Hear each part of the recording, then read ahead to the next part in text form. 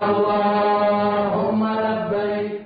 السلام علیکم ورحمۃ اللہ وبرکاتہ، نحمده ونصلی علی رسولہ الکریم، اما بعد فاعوذ باللہ من الشیطان الرجیم، بسم اللہ الرحمن الرحیم، رب اشرح لی صدری ویسر لی امری واحلل عقدۃ من لسانی یفقہوا قولی۔ کل ہم نے عمرے کے بارے میں پڑھا تھا کہ کس فعل پر عمرہ تمام ہو جاتا ہے، مکمل ہو جاتا ہے۔ عمرہ کرنے کے بعد احرام کھول دیتے ہیں اور باقی دن مکہ میں گزارتے ہیں، یا بعض لوگ اس دوران کچھ دن مدینہ میں گزار کر واپس آتے ہیں۔ حج کے کچھ آداب ہیں جنہیں ملحوظ رکھنا چاہیے۔ ہر چیز کے کچھ مینرز ہوتے ہیں۔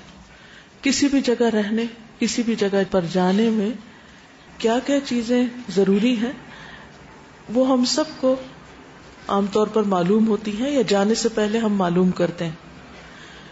عموماً ہم مناسک تو سیکھتے ہیں، لیکن روزمرہ زندگی میں وہاں دوسرے لوگوں کے ساتھ رہنا کس طرح ہے، کیسے بہیو کرنا ہے، کیسے معاملات رکھنے ہیں، کیسا اخلاق ہونا چاہیے، اس چیز کی عموماً پرواہ نہیں کی جاتی۔ تو اس طرف توجہ بھی بہت ضروری ہے۔ اللہ سبحانہ و تعالیٰ نے قرآن مجید میں حج کا ذکر کرتے ہوئے کیا فرمایا؟ فَمَنْ فَرَضَ فِيهِنَّ الْحَجَّ فَلَا رَفَثَ وَلَا فُسُوقَ وَلَا جِدَالَ فِي الْحَجِّ، اور اسی طرح وَتَزَوَّدُوا فَإِنَّ خَيْرَ الزَّادِ التَّقْوَى، جاتے ہوئے ساتھ تقوی لے جائیں، اور وہاں پر جن چیزوں سے پرہیز کرنا ہے وہ رفث، فسوق اور جدال ہے۔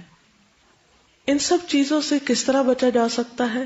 وہ کون سی ایک خاص کوالٹی ہے کہ جو انسان کے اندر آ جائے تو ان چیزوں سے بچ سکتا ہے؟